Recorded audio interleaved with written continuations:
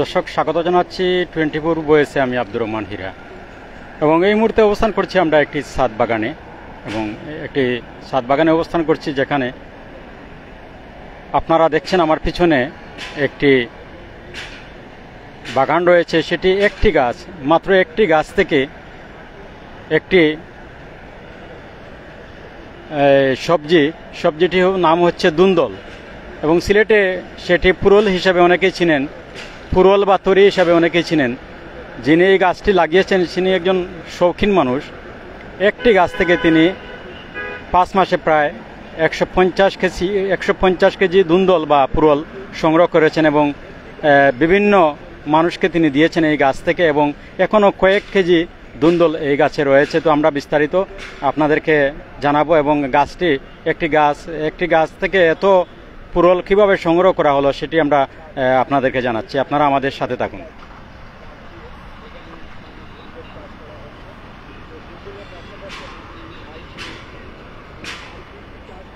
দর্শক, এই দেখুন একটি দুন্দলের মাত্র একটি গাছ থেকে বিশাল এলাকা জুড়ে এই গাছের বিস্তৃতি দেখুন।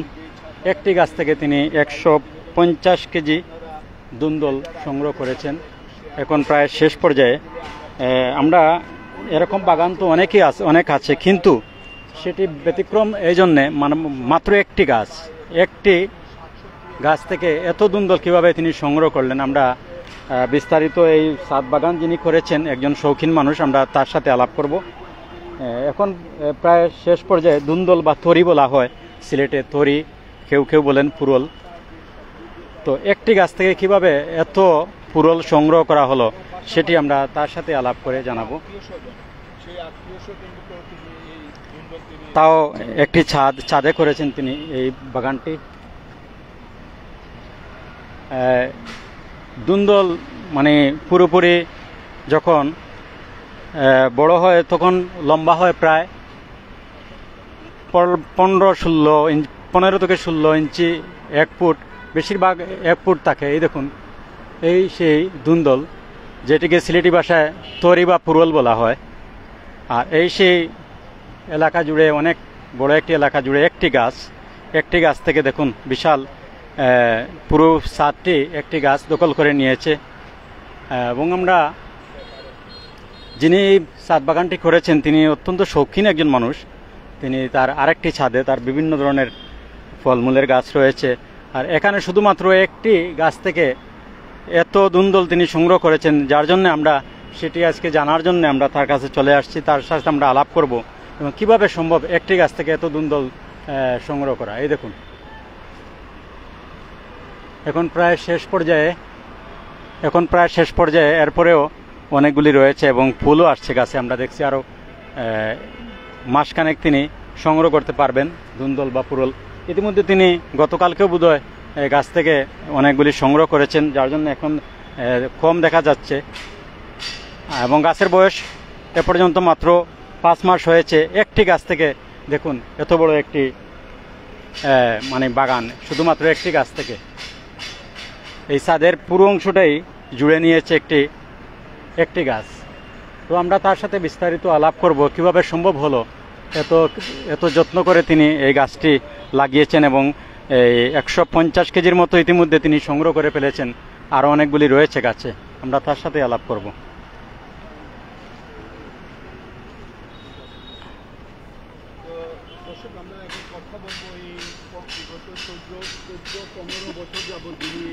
যিনি দীর্ঘদিন থেকে ছাদ বাগান করছেন, শৌখিন একজন মানুষ, আমরা তার সাথে আলাপ করব এবং জেনে নিব কিভাবে সম্ভব হলো এই একটি গাছ থেকে এত দুন্দল সংগ্রহ করা সম্ভব হলো কিভাবে। আপনি কত বছর যাবত এই ছাদ বাগান করে আসছেন? আসসালামু আলাইকুম। আমি প্রায় 14-15 বছর আগ থেকে আমি এটা 2009-10 থেকে আমি শুরু করছি বাগান। ছাদ বাগানটা বলতে এখানে আমি আছি আমার দোকানের ছাদে। তো যখন দোকানে বসতাম, দোকানের আশপাশে কোনো বিল্ডিং ছিল না, কোনো গাছগাছালি ছিল না। তখন আমি এখানে ওই পিছনে আছে রেন্টি গাছ, ওইখানে সামনে আছে নারিকেল গাছ, দোকানের সামনে আছে কাঠবাদামের গাছ। প্রথমে এইগুলো আমি লাগাইছি যাতে একটু ছায়া দেয়। এরপরে আমার হঠাৎ মনে মনে চিন্তা আসলো যে আমি দোকানের এখানে যদি নিচে আমি লতানো একটা সবজি লাগাই, সবজিটা লতটা নিচে থাকলো আর উপরে আমি মাছা দিয়া দিলাম, মাছার মধ্যে আমার ইয়ে হইলো।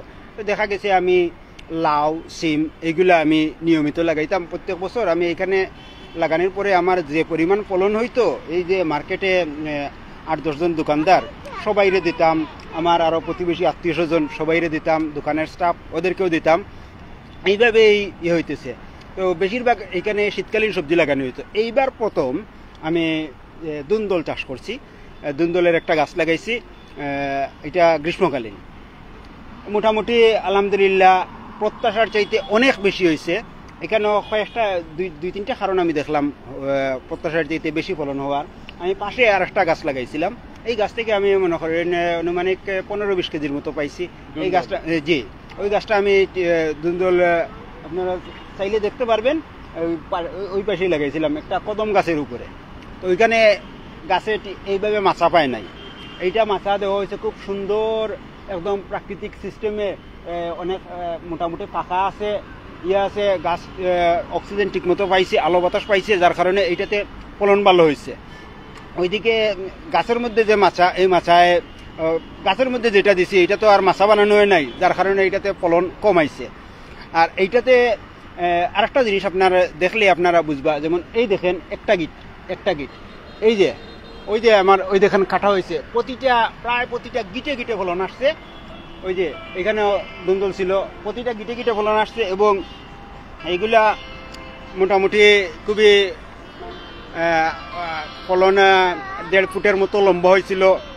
এইরকম আপনার আমি সবাইরে একটা পরামর্শ দিব যে আপনাদের যেই জায়গায় পাকা জায়গা আছে ওই জায়গায় আপনারা চাষ শুরু করেন। মানুষ আপনার সাথে বেইমানি করতে পারে, মাটি আপনার সাথে বেইমানি করবে না। আপনি আমরা একটু জানতে চাই যে আপনি এই যে দুন্দলের এই বাগানটির বয়স কত হলো? এইটার আনুমানিক 5 মাস। এই 5 মাসে আপনি কত কেজি পেয়েছেন? 150 কেজি, আনুমানিক 150 কেজির মতো। 150 কেজি। কারণ এইগুলা তো বাণিজ্যিক না, হিসাব করা হয় নাই, তবে যেই পরিমাণ ফলন আসছে আর যেই পরিমাণ ইয়ে হয়েছে, এটা আইডিয়া বলতে পারি যে 100 কেজির উপরে 150 থেকে কম হবে। আচ্ছা, তাহলে এই এবার তো প্রথমবারের মতো আপনি চাষ করলেন এটা? জি, এইবার আমার প্রথম দুন্দল চাষ করা। অন্যান্য বছর আমি শীতকালীন সবজি সিম আর লাউ বা গ্রীষ্মকালীন হিসাবে আমি চাল কুমড়া লাগাইতাম। এইবারও চাল কুমড়া লাগাইছি, তবে চাল কুমড়াটা একটু লেটে লাগানো হয়েছে। আরেকটি বিষয় যে আমরা জানি যে আপনি প্রায় 14-15 বছর যাবত দর্শক, মানে আমরা তার কাছ থেকে শুনলাম যে তিনি কিভাবে 150 কেজি সংগ্রহ করলেন। তিনি বললেন যে এটি আসলে খোলামেলা জায়গায় যদি লাগানো হয় তাহলে ফলন বেশি হয়, এবং তারই প্রমাণ হচ্ছে এখানে একটি গাছ থেকে 150 কেজি দুলদন তিনি সংগ্রহ করলেন 5 মাসে, এবং আরও কিছু এই দুন্দল বা তরি গাছে রয়েছে। এরপরেও দেখুন আপনারা এই যে হলুদ ফুল আসছে, সেটিও আরও তিনি 15 দিন অথবা মাসখানেক আরও এখান থেকে সংগ্রহ করতে পারবেন দুন্দল। তো সব মিলিয়ে মোটামুটি তিনি প্রায় 200 কেজির কাছাকাছি দুন্দল বা পুরল একটি গাছ থেকে তিনি সংগ্রহ করা সম্ভব হলো। তিনি একজন শৌখিন ছাদ বাগানে, তিনি বিভিন্ন ধরনের সবজি এবং ফলমূল ছাদে চাষ করে থাকেন। এটি একটি দোকানের ছাদে, পুরো ছাদ জুড়ে এই একটি গাছ থেকে অনেকগুলি দুন্দল তিনি সংগ্রহ করেছেন এই গাছ থেকে। তো দর্শক, আমরা অনেকেরই শহরে তো অনেকেরই বেশিরভাগ বিল্ডিং থাকে, তো বিল্ডিংয়ের উপর আমরা ইচ্ছা করলে এ ধরনের একটি টবে অথবা বালতিতে যে কোনো ফলমূলের গাছ আমরা লাগাতে পারি। সিজনাল, যেটা এখন শুকনোর সিজন আসছে, মানে গ্রীষ্মকালে আমরা অনেক সবজি দেখি বাজারে, সেই সব সবজি আমরা ছাদেও করতে পারি। যাদের ছাদে জায়গা আছে, আমরা একটু কষ্ট করলেই অন্ততপক্ষে নিজে খাওয়ার জন্যে আমরা এসব ফলাতে পারি। যদি প্রত্যেকের ছাদে আমরা এসব সবজির গাছ লাগাই তাহলে আমাদের সবজির চাহিদা মিটবে, এবং নিজে যে চাষ করে খাওয়ার মধ্যে আনন্দটাই আলাদা, এবং অর্গানিকভাবে আপনারা সেটি করতে পারেন। বাজারে যেগুলি আমরা পাই সেটি অর্গানিক না, বিভিন্ন ধরনের দেওয়া থাকে, সার দেওয়া থাকে, সেগুলি আমরা বাজার থেকে কিনি। কিন্তু আপনি নিজে যখন আমরা করব ছাদ বাগানে, তখন আপনার ইচ্ছে মতো অর্গানিকভাবে আমরা ফ্রেশ জিনিস খেতে পারবো। তারই প্রমাণ একজন ছাদ বাগানে তিনি প্রায় 10 বছর যাবৎ এভাবে তিনি নিজে খাওয়ার জন্যে তার বাড়ির ছাদে এবং দোকানের ছাদে বিভিন্ন ধরনের সবজি এবং ফলমূল তিনি লাগিয়ে থাকেন। তো আজকে আমরা এই যে একটি গাছ থেকে কিভাবে সম্ভব হলো এতগুলি ধুন্দল বা পুরল অথবা তরি সংগ্রহ করা কিভাবে সম্ভব হলো সেটি আমরা তার কাছ থেকে আজকে জানলাম।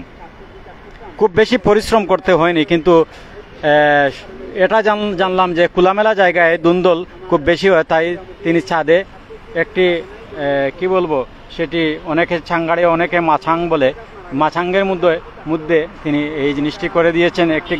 একটি গাছ থেকে বিশাল এলাকা জুড়ে দেখুন একটি বাগান হয়েছে।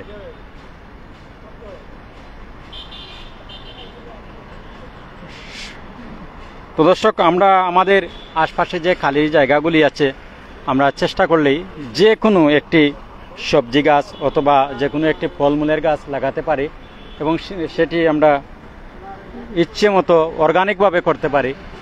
আর বাজারে তো অবশ্যই অর্গানিক ছাড়া কোনো কিছু আপনি পাবেন না, নিজে করলে অর্গানিক করা যায়। তো দর্শক, আমরা আরও কিছু ছাদ বাগান আছে, আমরা আগামীকালকে অথবা আগামী পরশু দিন আপনাদেরকে দেখাবো যে শহরের মধ্যে ছাদ বাগান করে মানুষ কিভাবে সবজি অথবা বিভিন্ন ধরনের ফলমূল পাচ্ছেন, আমরা সেটি দেখাবো আপনাদের।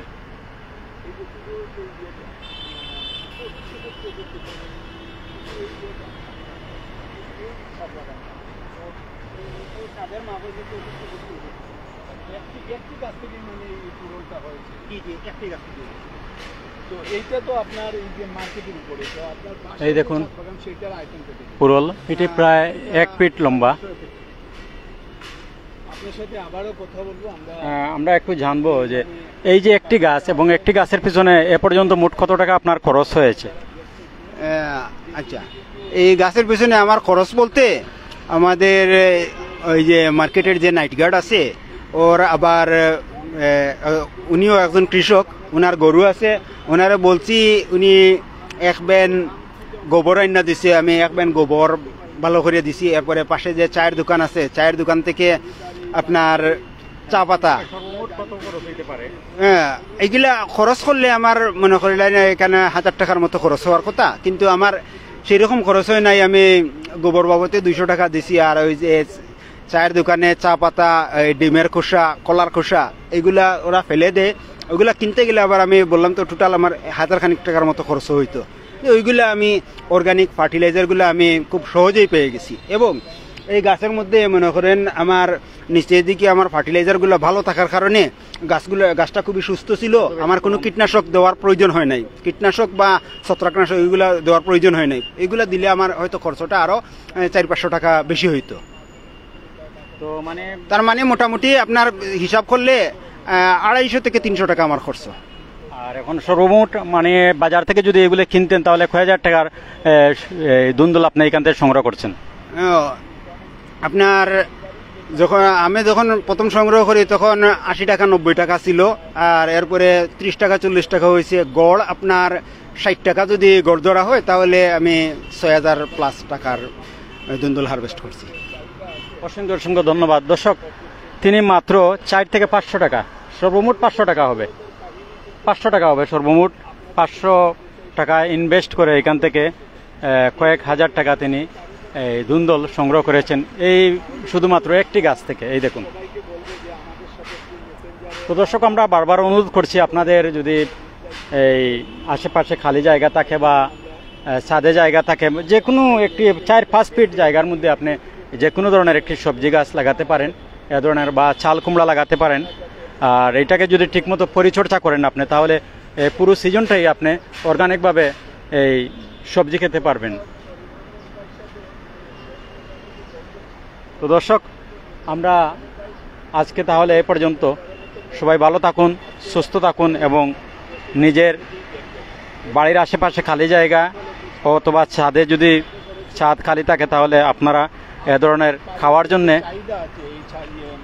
সবজি চাষ করতে পারেন এবং পরিবারের চাহিদা মেটাতে পারেন। তো দর্শক, সবাই ভালো থাকুন, সুস্থ থাকুন। এবং নিরাপদে থাকুন। আল্লাহ হাফেজ। আপনার আশেপাশে যত খালি জায়গা আছে খালি